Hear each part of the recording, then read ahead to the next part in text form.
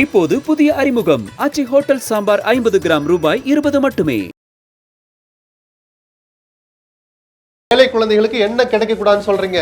நேர்மையோட பதில் சொல்லணும். உங்ககிட்ட நேர்மை இல்லையே, அண்ணாமலை வெக்கப்படணுமே அதுக்கு. ஆனா சேஷ்டை சில்மிஷம் பண்ற விஷயங்களுக்கு அந்த முதல் குரல் வருகிற போதே குரல் வலையை நசுக்கிற மாதிரி நசுக்கி எறியும். இவ்வளவு தூரம் ஆபத்தான நோக்கங்கள் இல்லாமல் செய்த காங்கிரஸுக்கே தமிழ்நாட்டு மக்கள் கொடுத்த அறை இருக்குல்ல, இன்னைக்கு வரைக்கும் காங்கிரஸ் எந்திரிக்கவே இல்லை. அப்ப அரைஞ்சதான். அப்புறம் இங்க இருக்கிற சில பிஜேபி தலைவர்கள் வச்சு வாரியம்னா என்ன, ஆணையம்னா என்ன, வார்த்தையில என்ன இருக்கு நக்கலா கேட்டார் ஒரு தலைவர். இன்னைக்கு இருக்கிற இடம் கூட தெரியல. கடவுள் கொடுத்த தண்டனை. சுவைத்தவர் நெஞ்சுமெல்லாம் சமைத்தவர் நிலைத்திட எங்கேயும் ஸ்ட்ராங் கட்டு பெருங்காயம். அந்த மூன்றாவது மொழி சொன்னாங்க. இந்தியவா சொன்னோன்னு இன்னைக்கு அண்ணாமலை சொல்ற பச்சை பொய். ஆமாம், இந்திய படிச்சே அவனு சர்க்குலர் போட்டது உங்க அமைச்சர். அண்ணாமலை மன்னிக்க பாரா. பாரதிய ஜனதா அடுத்து வளர்ந்து வரணும்னு இங்க நினைக்கிறாங்க. சென்சிட்டிவான விஷயம்னு தெரிஞ்சும் இதுல கைய வைக்கிறாங்கன்னா அப்ப அவங்களுடைய நோக்கம் என்னவாக இருக்கு? நோக்கம் என்னன்னா, அதுக்குதான் ஆளுநர் பேசிட்டு இருக்காருல்ல ஒரு பக்கம். நிஜமா சொல்றேன், சுயமரியாதை உள்ள எவர் ஒருவராக இருந்தாலும் மன்னிப்பு கடிதத்தை எழுதி வச்சுட்டு ராஜினாமா கடிதத்தை கொண்டு போய் டெல்லியில கொடுத்துட்டு அப்படியே போயிருப்பாங்க.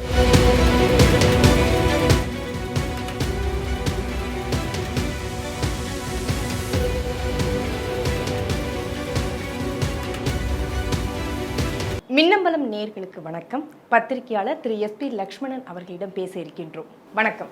வணக்கம். நலமா இருக்கீங்களா? நல்லா இருக்கு. மும்மொழி கொள்கை, அதாவது நிதி தரமாட்டோம், புதிய தேசிய கல்விக் கொள்கையை ஏற்றுக்கொள்ளாவிட்டால் அப்படின்னு ஒன்றிய அமைச்சர் தர்மேந்திர பிரதான் அவர்கள் பேசியதான் இப்போ பற்றி கொண்டு எரிகிறது அப்படின்னு சொல்லலாம். அந்த காலத்தை நினைவுபடுத்துகிறதோ மீண்டும் அப்படிங்கிற மாதிரி. ஏன்னா கோலமிட்டெல்லாம் பெண்கள் எதிர்ப்பை தெரிவிச்சிருக்கிறாங்க. ஆனால் இந்த மும்மொழி அப்படிங்கிற விஷயத்தில் ஏன் மறுபடியும் பாஜக இவ்வளவு தீவிரம்? அதுவும் நிதியை தரமாட்டேன்னு என்ன மிரட்டல் விடுறது? இல்லை, மேலோட்டம் பார்த்தா நம்ம பசங்க, அதுவும் அரசு பள்ளியில் படிக்கிற ஏழை எளிய மாணவர்கள் இன்னொரு லாங்குவேஜை கூட படித்தா என்ன தப்பு அப்படின்னு கேட்டு ஏதோ அவர்களுக்காக பேசுகிற மாதிரி தெரியும். கொஞ்சம் ஆமாம் இல்லை, சொல்கிறது சரிதானு கூட தோணும். ஆனால் இவங்க பண்ணுற சேஷ்டைகளை எடுத்து பார்த்தா இவர்கள் எதை மறைத்து கொண்டு இப்படி முன்னால் வந்து பசப்பு வார்த்தைகளை பேசுகிறாங்கன்னு கொஞ்சம் ஆராய்ச்சி பார்த்தோன்னா எந்த ஆபத்துக்கு நம்மளை இட்டுட்டு போகிறதுக்கு இந்த தமிழ்நாட்டை ஒரு புதைகுழியில் தள்ளுறதுக்கு முயற்சிக்கிறாங்க அப்படின்னு நம்ம புரிஞ்சுக்கலாம். மூணாவது மொழி படிக்கிறது யாருமே தப்புன்னு சொல்லலை. எந்த லாங்குவேஜும் படிக்கலாம், இப்பயும் படிச்சுக்கிட்டு தான் இருக்கிறாங்க. அரசு பள்ளி மாணவர்கள் படிக்கிறது இல்லை. காரணம், கல்வி பொதுப்பட்டியலில் வச்சுருக்கிறீங்க. மூணாவது மொழின்னு இவங்க என்ன பண்ணுவாங்க, ஒரு பேச்சுக்கு நான் சொல்கிறேன் ஏற்றுக்கிட்டு மூன்றாவது மொழி இதை தான் படிக்கணும், தமிழ்நாட்டோட சரி பக்கத்தில் மலையாளம் கற்றுக்கோ, தெலுங்கு கற்றுக்கோ, கன்னடம் கற்றுக்கோன்னு சொல்லலாம், ஹிந்தி விரும்பினா கற்றுங்கன்னு கூட ஒன்று கொண்டுட்டு வரலாம். நாலு போக்கில் என்னென்ன சொல்லுவாங்க, அந்த மூணாவது மொழி என்கிற பட்டியலில் நீங்கள் 7 மொழிகளை சேர்த்திருக்கிறீர்கள், அந்த 7ல் 6 அழிச்சிட்டு வெறும் இந்தியை மட்டும் வச்சுருந்தாதான் நான் நிதி கொடுப்பேன்னு அடுத்த ஒரு தடவை நம்மளை மிரட்டுவாங்க. இவங்களுடைய நோக்கம் இந்தி படிக்கிற தாய்மொழியாக கொண்ட மாநிலங்களில் அடுத்த மொழி கூடுதல் மொழியாக சமஸ்கிருதத்தை படிக்க வைப்பது. இன்னைக்கு ரூல் போட்டு நடந்துக்கிட்டு இருக்கு, பட்டியலே இருக்குது. இந்தி பேசாத மாநிலங்கள் அவர்கள் தாய்மொழிக்கு அடுத்து இந்தியை திணிப்பது, படிக்க வைப்பது, கட்டாயப்படுத்தி அப்படிங்கிறாங்க. எந்த விஷயத்தையுமே நிர்பந்தப்படுத்துறது தான் தப்பு. நிர்பந்தம்னா நல்ல விஷயத்துக்கு நிர்பந்தப்படுத்தலாம். காய்ச்சல் வரையா அந்த தடுப்பூசியை போட்டுங்கன்னு 100 தடவை நிர்பந்தப்படுத்தலாம் நல்ல விஷயங்களுக்கு. ஆனால் சேஷ்டை சில்மிஷம் பண்ணுற விஷயங்களுக்கு அந்த முதல் குரல் வருகிற போதே குரல் வலையை நசுக்கிற மாதிரி நசுக்கி எறியணும். இவங்க இந்த மூன்றாவது மொழி எதுவாக வேணாலும் இருக்கலாம். நேற்று அண்ணாமலை சவால் விடுறாரு. அண்ணாமலை மனசாட்சியை தொட்டு சொல்லட்டும். 2014 HRD மினிஸ்டராக யார் இருந்தா? ஸ்மிருதி இரானி. அவங்க என்ன சர்க்குலர்லாம் அனுப்பியிருக்காங்கன்னு அதை பூரா பொது வெளியில் வச்சு வெளியிட்டு அண்ணாமலை பேசணும்.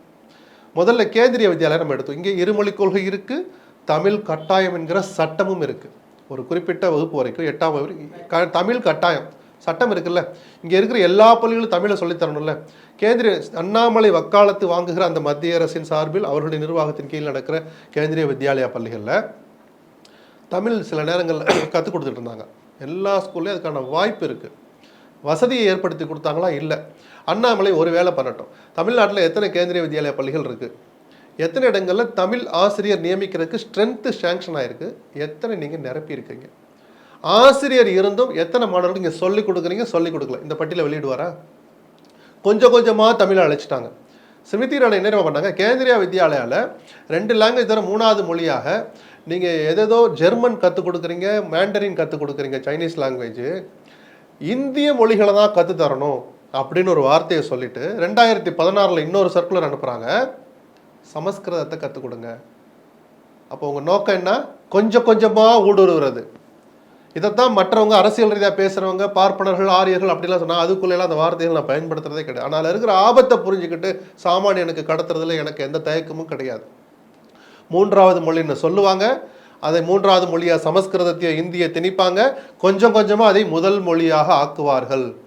அது ஒரே நாடு ஒரே தியரியில் கொண்டு போய் நிறுத்துவாங்க. தேர்தல் செலவு மிச்சம் அப்படின்னு முதல்ல ஆரம்பிக்கிறாங்கல்ல, ஆரம்பிக்கும் போது நல்லா தான் இருக்கும். அதை கிட்டத்தட்ட அதிபர் ஆட்சி முறைக்கு கொண்டு போய் ஒரே கட்சி ஒரே நாடு ஒரே தேர்தல்னு கொண்டு போயிடும். அந்த தேர்தலை ஹம்பக்குங்கிற மாதிரி ஒரு ஸ்டேஜ் கொண்டு போய் நிறுத்துவாங்க. மற்ற அத்தனை கட்சிகளை ஒழிப்பாங்க, மாநில உணர்வுகளை மழுங்கடிப்பாங்க, மழுங்கடிக்கிறத சுத்தமாக அழிச்சிடுவாங்க. அப்போ ஃபெடரலிசம்ங்கிற வார்த்தை எங்கே போகும்? ஒவ்வொரு விஷயத்துலையும் அந்த ஃபெடரலிசத்தை வச்சு இடிச்சுக்கிட்டே இருக்கிறாங்க. மக்கள் இவர்களை மன்னிக்கவே கூடாது. சரிதானா?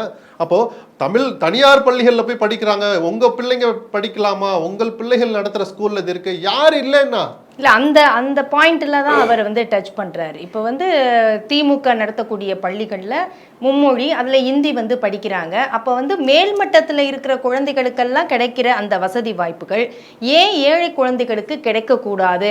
அந்த பாயிண்ட்ல அவர் ஏழை குழந்தைகளுக்கு என்ன கிடைக்க கூடாதுன்னு சொல்றீங்க? நேர்மையோட பதில் சொல்லணும். உங்ககிட்ட நேர்மை இல்லையே. அந்த ஏழை குழந்தைகளுக்கு ஏன் சமஸ்கிருதம் படிக்கக்கூடாதுன்னு நீங்க சர்க்குலர் போட்டு வச்சிருக்கீங்க. உதாரணம் கேந்திரிய வித்யாலயா இன்னைக்கும் வெப்சைட்ல இருக்கு, எடுத்து பாருங்க. ஸ்மிருதி இரானி வெளியிட்ட அறிக்கை, எல்லா பள்ளிகளுக்கும் கேந்திரிய வித்யாலயாவுக்கு அனுப்பின சுற்றறிக்கை இன்னைக்கு உயிரோட இருக்கு. அண்ணாமலை வெக்கப்படணுமே, அதுக்கு அந்த சுற்றறிக்கையை வாபஸ் வாங்கிக்கிறோம். சரி, கான்ஸ்டியூஷன்ல இதை சேர்ப்பீங்களா? அரசியல் சட்ட பாதுகாப்பு கொடுப்பீங்களா? எந்த மொழியை வேணாலும் 3வது மொழியை கற்றுக் கொடுங்க, நாங்கள் ஒரு காலமும் சமஸ்கிருதத்தை இந்தியோ வற்புறுத்த மாட்டோம்னு அண்ணாமலை அவருடைய தலைவர் மோடி கிட்ட சொல்லி ஒரு ஜீவ போடுவாரா? இன்னைக்கு போடுவாங்க, நாளைக்கு அந்த அரசமைப்பு சட்டத்தை திருத்துவாங்க. இவர்களை நம்ப முடியாது. இன்னைக்கு லேசா இடம் கொடுத்துட்டோம்னா இவர்கள் எதையும் செய்ய துணிவார்கள். கலாச்சாரத்தை, பண்பாட்டை, உரிமைகளை அத்தனையும் அவங்க கபலீகரம் பண்ணிடுவாங்கிற அந்த பயம் இருக்கிறனால தான் இந்த பசப்பு வார்த்தைகளை நம்ப வேண்டாம், நம்ம எல்லோருமே உஷாராக இருக்கணும்னு சொல்கிறோம். இருமொழி கொள்கையில் இப்போ என்ன கெட்டு போச்சு? இருமொழி கொள்கையில் படிச்சுட்டு அட்டாமிக் எனர்ஜியிலேருந்து ஸ்பேஸில் ராக்கெட் விடுறது வரைக்கும், அமெரிக்காவில் பெரிய பெரிய கார்பரேட்டர் டாப்பில் உட்காந்துருக்கிறவங்க வரைக்கும் யாரெல்லாம் படித்தது எது? இருமொழி கொள்கை தானே. இல்லை, அவரெல்லாம் சிபிஎஸ்சியில் என்ன படித்தார்? அவனுக்கு பிடிச்ச ஜெர்மன் படித்தான், அவனுக்கு படித்த ஃப்ரெஞ்சு படித்தான். சமஸ்கிருதம் படிங்கன்னு யாரும் அவங்கள வற்புறுத்தலை. பார்லிமெண்ட்டில் இந்த ஒரு எம்பி பேசுகிறத மற்ற எம்பிக்கள் பொருள் என்ன லாங்குவேஜில் மாற்றி கேட்டுக்கலாம். அதுக்கு அங்கீகரிக்கப்பட்ட வசதிகள் இருக்குல்ல, அதில் சமஸ்கிருதத்தை கொண்டாந்து திணிக்கிறாங்க. அதான் தயாநிதி மாறன் எந்திரிச்சு கேட்டால், சமஸ்கிருதம் எந்த மாநிலத்தில் ஆட்சி மொழியாக இருக்கிறது சொல்லணும்ல. அது மூல மொழிங்கிறார் பிர்லா. எவ்வளோ பெரிய பொய்ய அப்பட்டமாக அந்த சேர் கொடுக்குற தைரியத்தில், சபாநாயகர் தான் இங்கே ராஜா மக்களவையில், யாரும் மறுக்கலை, அந்த தைரியத்தில் துணிச்சல் அவ்வளோ பெரிய பொய்ய சொல்லலாமா? இந்தி தான் மூத்த மொழின்னு சில பேர் சொல்ல ஆரம்பிச்சாங்க. அப்போ தமிழ் எங்கே போச்சு? என்ன அக்கிரமம் இது? கொஞ்சம் கொஞ்சமாக தமிழை ஒழித்து, தமிழன் என்கிற உணர்வை மழுங்கடித்து, அவன் மனசில் இந்தியையும் சமஸ்கிருதத்தையும் புகுத்தி, மோடி எப்போதெல்லாம் வர்றாரோ அவர் இந்தியிலேயே பேச வச்சு அவருடைய கருத்துக்களை பரப்புறது, அல்லது அந்த கும்பல்ன்ற வார்த்தையை நான் பயன்படுத்த மாட்டேன், அந்த ஆர்எஸ்எஸ் கலாச்சாரத்தை தமிழ்நாட்டில் ஒட்டு மொத்தமாக கொண்டு பாய்ச்ச விடுறது. இதுதான் அவர்களுடைய நீண்டகால திட்டம். ஒவ்வொரு முறை இதை பண்ண ஆரம்பித்தா, இவ்வளவு தூரம் ஆபத்தான நோக்கங்கள் இல்லாமல் செய்த காங்கிரஸுக்கே தமிழ்நாட்டு மக்கள் கொடுத்த அறை இருக்குல்ல, இன்னைக்கு வரைக்கும் காங்கிரஸ் எந்திரிக்கவே இல்லை. அப்போ அரைஞ்சது தான் படுத்தாச்சு காங்கிரஸ். சின்ன சேஷ்டை பண்ண ஆரம்பித்தாங்க, எந்திரிக்கலையே. அந்த பாடம் தான் பிஜேபிக்கும் கிடைக்கும். ஆனால் இப்போ இது ஒரு சென்சிட்டிவான இஷ்யூ. ஏற்கனவே தமிழ்நாட்டில் உணர்வு ரீதியாக இதை சந்திச்சிருக்கிறாங்க, காங்கிரஸ் சந்திச்சிருக்கிறாங்க, தேசிய கட்சிகள்னு பார்த்தோன்னா. இப்போ பாரதிய ஜனதா அடுத்து வளர்ந்து வரணும்னு இங்கே நினைக்கிறாங்க. ஆனால் இந்த சென்சிட்டிவான விஷயம்னு தெரிஞ்சும் இதில் கையை வைக்கிறாங்கன்னா அப்போ அவங்களுடைய நோக்கம் என்னவாக இருக்கு? நோக்கம் என்னன்னா, முதல்ல தமிழனா இருக்க விடக்கூடாது, அதுதான் அவங்க நோக்கம். தமிழ்நாட்டை ஆளணும், தமிழ்நாட்டில் நம்ம கட்சி வளரணும், அவங்க மனசாட்சிப்படி விரும்பி இருந்தாங்கன்னா தமிழ்நாட்டுக்கு ஏதாவது ஒரு நல்லது செஞ்சுருப்பாங்க. நான் யோசிச்சு பார்க்குறேன், எனக்கு தோணவே மாட்டேது. தமிழ்நாட்டுக்கு பிஜேபி இந்த நல்லது பண்ணியிருக்குன்னு ஏதாவது ஒன்று சொல்லுங்களேன், ஒன்று சொல்லுங்களேன். நான் யோசிக்கிறேன், ஸ்கீமில் போட்டு ஒரு பட்டியல் போடுறாங்க, இத்தனை லட்சம் கோடி முத்ரா லோன், அந்த லோன், இந்த லோன், இந்த நிதி, இதெல்லாம் டிஃபால்ட்டாக கொடுக்கறது. நீங்கள் தமிழ்நாட்டுக்கு என்ன பண்ணீங்க? காவிரி மேலாண்மை வாரி அமைக்கணும்னு நம்ம உதாரணத்துக்கு வர்றது அது ஒன்று தான். அத்தனை வருஷத்து போராட்டத்தில் உச்சநீதிமன்றம் சொன்ன இறுதி தீர்ப்பு. அதுக்கு என்ன சார் அர்த்தம்னு கேட்டு ஒரு 15 நாள் கிடப்பில் போட்டு, கர்நாடகா அசம்பிளி தேர்தல் முடிவு வரைக்கும் இருந்து, அப்புறம் இங்கே இருக்கிற சில பிஜேபி தலைவர்கள் வச்சு வாரியம்னா என்ன, ஆணையம்னா என்ன, வார்த்தையில் என்ன இருக்குது, நக்கலா கேட்டார் ஒரு தலைவர். இன்னைக்கு இருக்கிற இடம் கூட தெரியல. கடவுள் கொடுத்த தண்டனை அது. நான் கோபமா பேசல, உணர்வு ரீதியா நான் பேசுறேன். தமிழ்நாட்டு மண்ணில் அந்த சோத்தை தின்னுக்கிட்டு அந்த தண்ணியை குடிச்சிட்டு பேரில் என்ன இருக்குன்னு கேட்டீங்க, இன்னைக்கு பல்லு இல்லாத ஆணையத்தை வச்சு அந்த ஆணையத்தை நீர்வளத்துறையினுடைய ஜல்சக்தி அமைச்சகத்தின் கண்ட்ரோலில் கொண்டு போயிட்டாங்க. அந்த ஆணையத்துக்கு பல்லு இல்லைன்னு சொல்லக்கூடாது, அதுக்கு எதுவுமே இல்லை. இது எவ்வளோ பெரிய துரோகம், தமிழ்நாட்டுக்கு செஞ்ச துரோகம், பிஜேபி பண்ண துரோகம். ஒரு ஸ்கீம் கொண்டு வந்துட்டோம், எய்ம்ஸ் வந்துருச்சு பார்த்தீங்களா, காம்பவுண்ட் சுவர் கட்டிட்டோம், 4 சுவர் எந்திரிச்சிருச்சு. 6 வருஷம் ஆச்சு. இந்த 4 சுவத்தை எழுப்புறதுக்கு 6 வருஷம் ஆச்சு. இதோடு அறிவிக்கப்பட்ட மற்ற இடங்கள் எல்லாம் பயன்பாட்டுக்கே வந்துருச்சு. அந்த இதய சுத்தியோடு அது வார்த்தை வரணும். பிரதமர் வரும்போது சொல்ல, தமிழ் என்னோட நேசமாக இருக்கிறது, என் மனதுக்கு நெருக்கம். ரைட், நல்லா சந்தோஷப்பட்டேன். ஒரு பிரதமர் வந்து தமிழை நான் பெருமையாக பேச நமக்கும் சந்தோஷம்தான். ஆனால் ப்ராக்டிக்கலாக அதை காட்டுறீங்களா? ஜைகா ஃபண்டு வரணும், நிதி வருவதில் சில சிக்கல்கள், என்னென்னமோ பசப்பு வார்த்தைகள். மோடி நினச்சா முடியாதா? அவர்கிட்ட பணம் இல்லையா? ஃபண்டை கொடுங்க, ஜைக்காலேருந்து ஃபண்டு வந்தால் நம்ம மாற்றிக்கலாம். எத்தனை ஒரு ஃபைலை கிரியேட் பண்ணணும், 1 வார வேலை செய்யணும்னு உங்களுக்கு மனசு இல்லை. தமிழ்நாட்டு மக்களுக்கு துரோகம் பண்ணணும், அவங்களுக்கு எந்த நல்லதும் பண்ணக்கூடாதுன்னு நினைக்கிற பிஜேபிக்கு தமிழர்களை பற்றி, தமிழ்நாட்டில் படிக்கிற அரசு பள்ளி மாணவரியை பற்றி பேசுவதற்கு தார்மீக தகுதி இல்லை. ஆனால் இது ஒரு திசை மாற்ற வேலையா? அந்த அரசு பள்ளி மாணவர்கள் அவங்களுடைய உணர்வுகள், அந்த ஏழைகள், இவங்கக்கிட்ட இந்த மாதிரி அவங்க பிள்ளைங்கள்லாம் படிக்க வைக்கிறாங்க, நீங்கள் உங்களை வச்சுட்டே இருக்காங்க. நவீன தீண்டாமை அப்படிங்கிறார் எல் முருகன். இந்த மாதிரி பேசுறது மூலமா ஏதாவது ஒரு கலகத்தை உருவாக்கணும், தமிழ்நாட்டில் ஏதாவது செய்ய முடியுமோன்னு நினைக்கிறாங்க. மக்கள் அதுக்கு ஏமாற மாட்டாங்க. வேல் யாத்திரைன்னு அப்படிதான் நடத்திட்டு போனீங்க. மக்கள் ஒரு துளியாவது மதிச்சாங்களா? அவங்கள அந்த வேலை எப்படியெல்லாம் கேவலப்படுத்தணுமோ அப்படிலாம் எடுத்துட்டு போனாங்க. மக்கள் மதிக்கலை. எத்தனை வேஷம் போட்டாலும் தமிழ்நாட்டு மக்கள் ஏமாற மாட்டார்கள். நீங்கள் நிஜமாகவே தமிழ்நாட்டுக்கு நல்லது செய்ய நினைச்சா மற்ற விஷயங்களை நீங்கள் நேர்மையோடு நடந்துக்க ஆரம்பிங்க.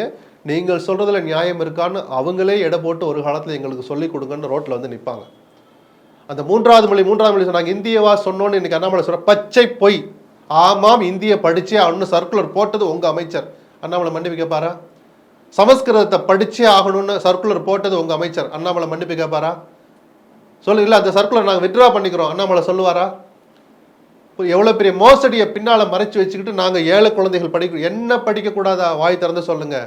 ஜெர்மனையும் மேண்டரினையும் பிரெஞ்சையும் ஏன் எடுத்தீங்க? 3வது மொழியிலேருந்து அந்த பட்டியலிருந்து எதற்காக இந்த 3 லாங்குவேஜ் நீக்குனீங்க? யாருக்கு இடம் ஏற்படுத்தி கொடுப்பதற்காக அதை நீக்குனீங்க? இன்னொரு லாங்குவேஜ் படிக்கணும்ல. சைனா போனால் வர்த்தகத்தில் எவ்வளோ பெரிய நாடு, இந்தியாவுக்கும் சைனாவுக்கும் அவ்வளோ பெரிய வர்த்தகம். நீங்கள் தான் அதை பெருமையாக பேசிக்கிறீங்க. மோடியின் ஆட்சியில் இண்டோ சைனா உறவு அப்படியா இருக்குது இப்படியா இருக்குன்னு சொன்னீங்களே. அந்த வர்த்தகத்தை அர்த்தம் உள்ளதாக லாபகரமாக மாத்திரக்கு அந்த லாங்குவேஜ் படிச்சுக்கணும்னு இருந்த வாய்ப்பை எதற்காக பறிச்சிங்க? அண்ணாமலை பதில் சொல்லுவாரா? ஜெர்மன் படித்தா அவன் அந்த பக்கம் போவான், யூரோப்பில் போவான், அங்கே இன்ஜினியரிங் படிச்சுட்டு ஜெர்மன் லாங்குவேஜோட போனால் லோக்கலில் அவன் நல்லா கொடி கட்டி பறப்பான். எதுக்காக ஜெர்மன் லாங்குவேஜை நீக்குனீங்க? எதுக்காக ஃப்ரெஞ்சை நீக்குனீங்க?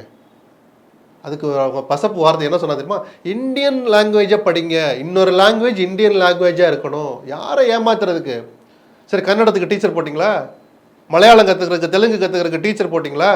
போடலை. மாறா இன்னொரு சர்க்குலர் போட்டு சமஸ்கிருதத்தை படிங்கன்னு சர்க்குலர் போடுறீங்க.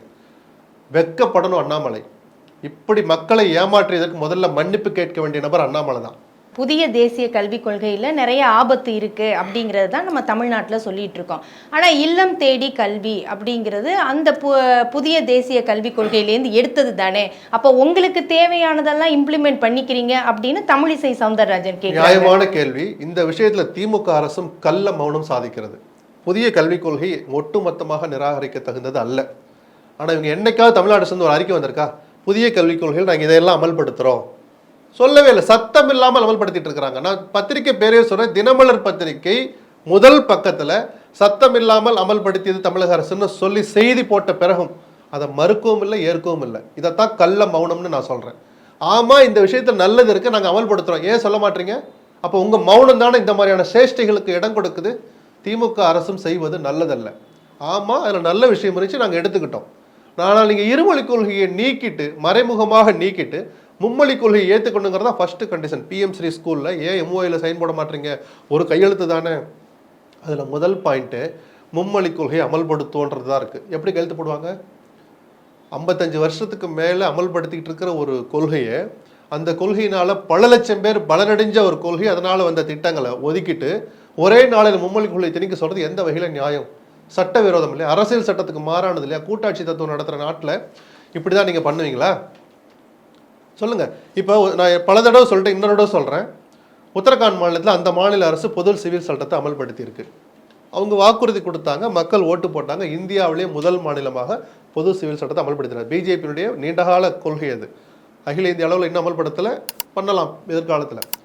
அப்படி பண்ணிட்டு நாளைக்கு காங்கிரஸ் ஆட்சி வந்து மத்தியில் அந்த பொது சிவில் சட்டங்கிற அந்த சட்டத்தை நீங்கள் நீக்கினாதான் நாங்கள் உங்கள் மாநிலத்துக்கு தர வேண்டிய நிதியை தருவோம்னா அது அயோக்கியத்தனமா யோக்கியமா? அப்போ பிஜேபி ரசிக்குமா? அது அந்த மாநில மக்களுடைய உணர்வு, அந்த கொள்கையை, அந்த வாக்குறுதியை நம்புனாங்க, ஓட்டு போட்டாங்க, அவங்க அமல்படுத்துறாங்க. ஆர்டிகல் 370 நாங்கள் நீக்கிட்டோம்னு இன்னைக்கு பெருமையாக சொல்கிறாங்கல்ல. நாளைக்கு அகில இந்திய அளவில் அவங்க வேர்ல்டு பேங்க் போகிறாங்க, நீங்கள் இந்த ஆர்டிகல் 370 நீக்கின தப்பு, அது திருப்பி கொண்டு வாங்க தான் நாங்கள் நிதி தருவோம். ஒரு வங்கி அல்லது ஒரு நிதி நிறுவனம் சொன்னால் மோடி ஏற்றுக்குவாரா? சும்மா இருப்பாங்களா? அண்ணாமலை வக்காலத்து வாங்குவாரா? அது எவ்வளோ பெரிய யோக்கியமற்ற வாதம்னு வாய்கிலேயே பேசுவாங்களா மாட்டாங்களா? அப்போ இதே தானே.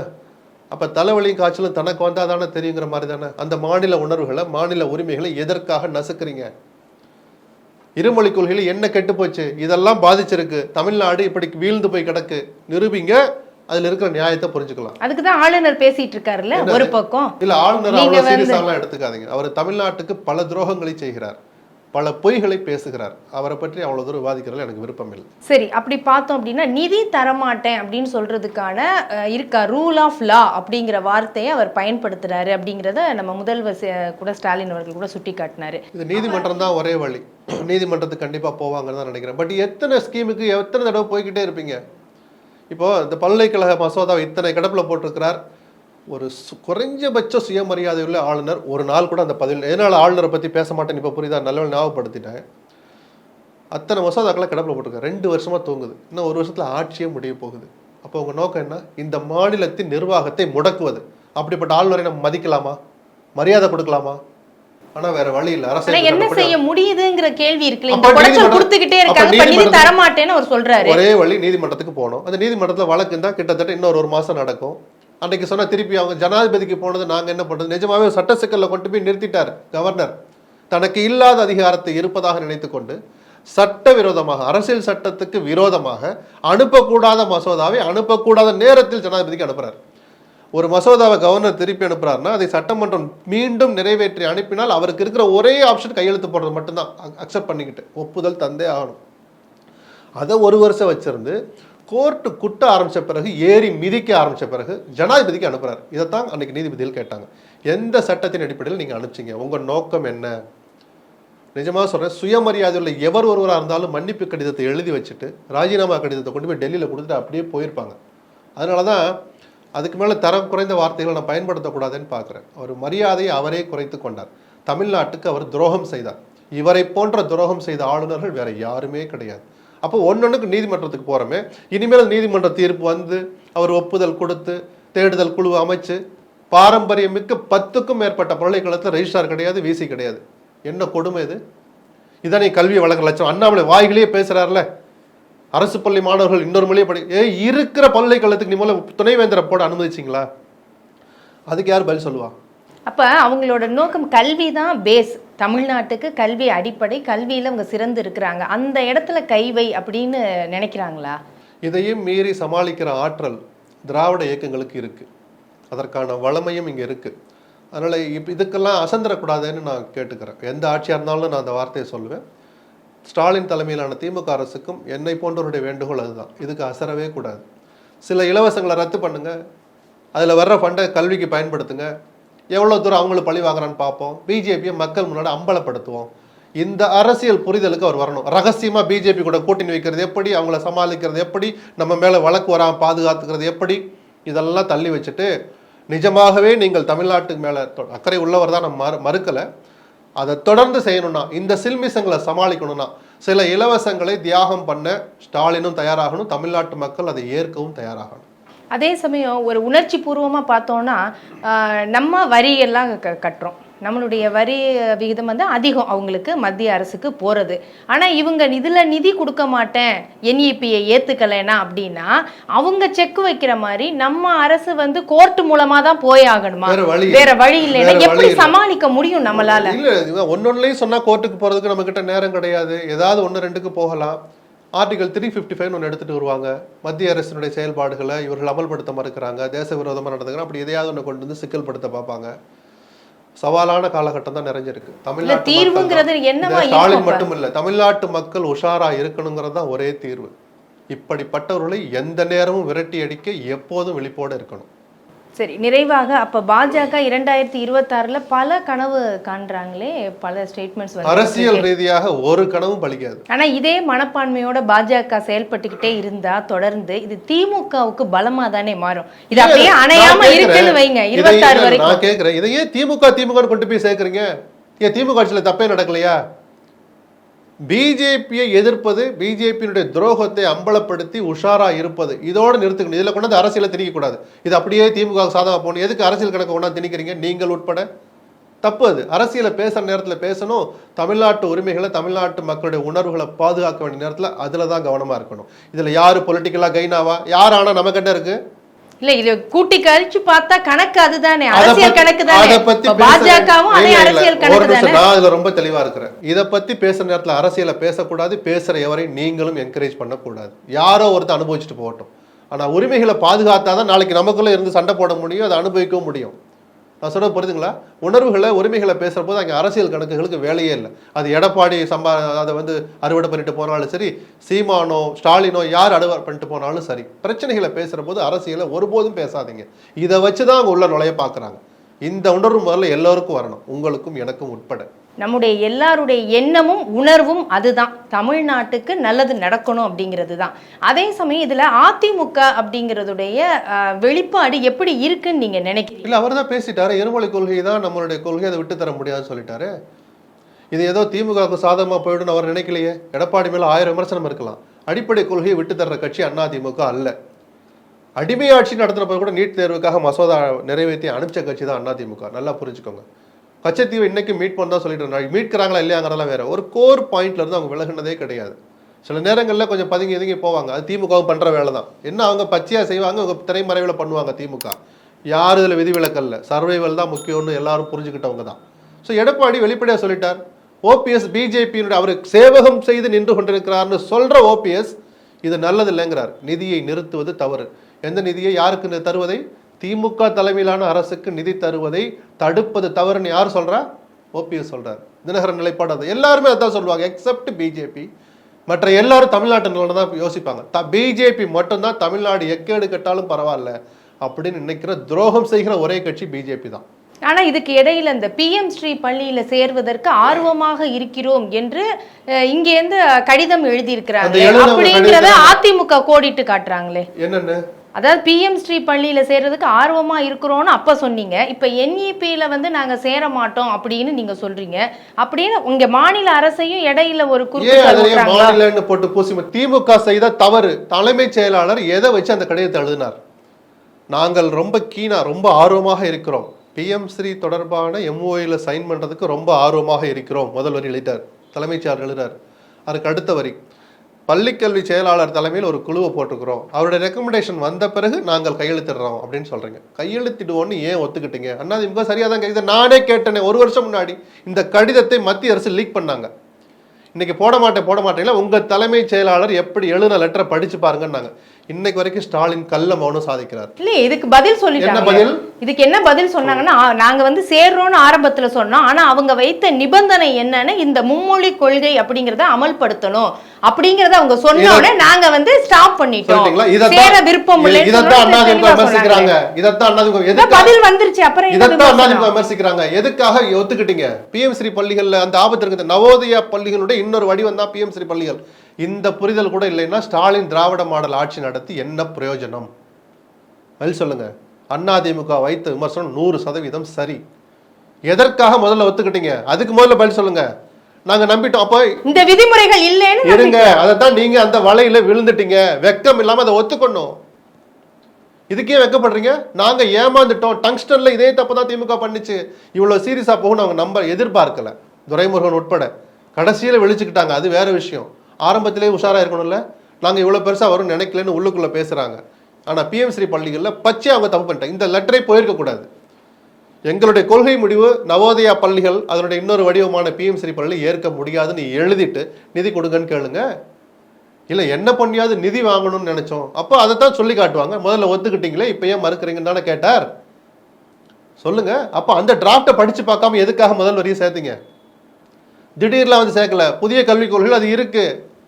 அப்போ முழுசா படிக்காம எதற்காக அந்த கடிதத்தை எழுதுனீங்க? அப்போ அதிகாரிகள் ஆட்சி நடக்குதா, இல்லை திராவிட மாடல் ஆட்சி கொள்கை சார்ந்து இந்த ஆட்சி நடக்குதா?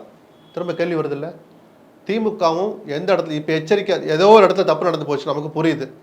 இதே தான் மும்மொழி கொள்கையிலே வந்து நிற்கும். இல்லை ஆரம்பத்தில் அவங்க 3வது மொழின்னு ஏதாவதுன்னு சொன்னாங்க, நாங்களும் நம்பிட்டோம். திமுக இந்த வார்த்தையை சொன்னால் நீங்கள் ஒத்துப்பீங்களா? இவங்க இந்த மாதிரி ஆட்கள்னு தெரிகிற அந்த புரிதல் அவங்களுக்கு இருக்க வேண்டாமா? அந்த கடிதத்தை எழுதுனது தப்பு. 1000 பசப்பு வார்த்தைகளை சொன்னாலும் திமுக செய்த மிகப்பெரிய பிழை. தலைமைச் செயலாளர் தன்னிச்சையாக அதை அனுப்பியிருக்க மாட்டார். குறைந்தபட்சம் பள்ளிக்கல்வி அமைச்சர், பள்ளிக்கல்வி செயலாளர், முதலமைச்சரின் செயலாளர், முதலமைச்சர், இந்த 4 பேரில் யாராவது ஒருத்தர் 2 பேர் அல்லது 4 பேருடைய ஒரு நாலேஜுக்கு போகாமல் இந்த கடிதம் அனுப்பப்பட்டிருக்காது. தமிழ்நாட்டு மக்கள்கிட்ட முதல்ல நீங்கள் மன்னிப்பு கேட்கணும். பிஜேபியை நம்பி ஏமாத்திட்டோன்னு சொன்னால் உங்களை விட முட்டாள் யாருமே இல்லை. பிஜேபியை நம்பலாமா இந்த விஷயத்தில்? யாரை ஏமாத்திருக்க சொல்கிறீங்க? அதிமுக மிகச்சரியான விமர்சனத்தை முன் வச்சிருக்கு இந்த விஷயத்தில். அந்த கடிதம் எழுதியது தவறு. அதில் இருந்த வார்த்தைகள் ஸ்டாலின் ஆட்சியினுடைய அந்த விஷயத்தில் நிர்வாக திறமையின்மையை அம்பலப்படுத்திய கடிதம் அது. ஆக இனிமே யாரா இருந்தாலும் விழிப்புணர்வோட இருக்கணும். பாரதிய ஜனதா ஆளும் கட்சி இருக்கிற சூழலை மனசுல வச்சு சொல்றேன். தமிழர்களுக்கு நல்லது செய்யணும்னு நினைக்காத ஒரு கட்சியிடம் எல்லா காலம் நம்ம உஷாராக தான் இருக்கணும். அதில் இன்னைக்கு பிஜேபி முன்னணியில் இருக்கு. இன்னொன்று சொல்லட்டுமா? இவ்வளவு தூரம் பிஜேபிக்கு எதிரான கருத்துக்களை சொல்றேன்ல, இந்த தமிழ்நாட்டுக்கு அவங்க நல்லதை செஞ்சு கேட்கிற நிதியை கொடுத்து இந்த மக்களுடைய உணர்வுகளை புரிஞ்சுக்கிட்டு அரசியல் நடத்தினாங்கன்னா தாராளமாக பிஜேபி இங்கே ஆட்சி செய்யறதுல தப்பே கிடையாது. முதல் ஆளாக நான் வரவேற்பேன். இந்த மக்களுடைய உணர்வுகளை புரிஞ்சுக்கணும்னு நம்ம சொல்றோம். மற்றபடி பிஜேபி இங்கே ஒழிக்கணும் நம்ம ஆசைப்படல, அது நம்ம கையிலையும் கிடையாது. அவர்கள் மாறாத வரைக்கும் மக்கள் உஷாரா இருக்கணும்னு சொல்றோம். கண்டிப்பா இந்த உணர்வுகள் உண்மையான உணர்வுகள் இருந்தா மக்கள் அதோட அரசியலையும் சேர்த்து தானே பார்ப்பாங்க. அதை பத்தி நம்ம விவாதிக்க வேண்டாங்கிறான். ஏன் அரசியல் கொண்டு வர்றீங்க? இதுலதான் நம்ம வீழ்ந்து போறோம். இதுல அரசியலை கலக்காதீங்க. அரசியலை பேசுறதுக்கு 1000 மேடை இருக்கு. இந்த விஷயத்துல அரசியல் மாச்சரியங்களை கடந்து தள்ளி வச்சுட்டு தானே எடப்பாடி அதை ஆதரிக்கிறார். ஓபிஎஸ் அறிக்கை விடுறார், நிதியை கொடுங்கன்னு.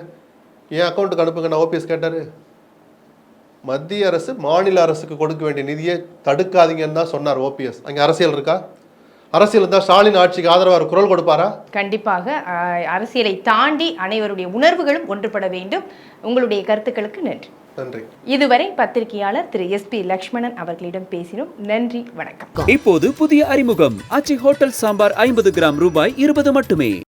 சுவைத்தவர் நெஞ்சுமெல்லாம் சமைத்தவர் நிலைத்திட எங்கேயும் ஸ்ட்ராங் கட்டு பெருங்காயம். மின்னம்பலம்.com தமிழின் முதல் மொபைல் பத்திரிகை.